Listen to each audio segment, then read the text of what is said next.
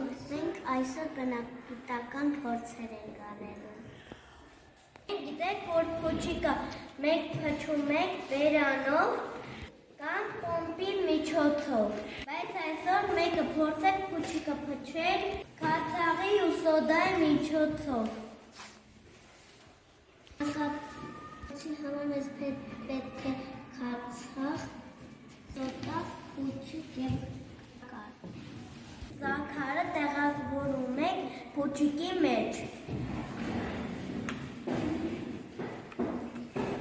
Հիմա զաքարի միջոցով սոդան լցնում եք փոչիկի մեջ։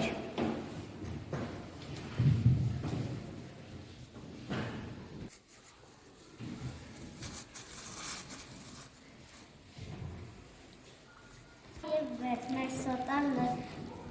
լցած է։ Զաքարը հանում եք, փոչիկը ամրացնում եք շշին։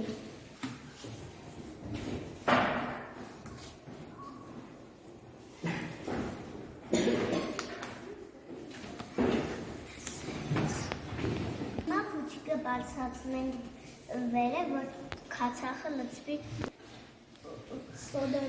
որ սոդան լցվի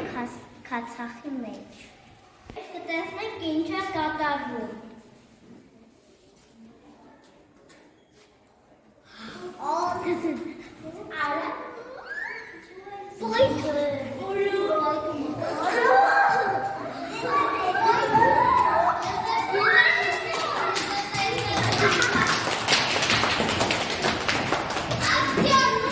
Մեր փոչիկը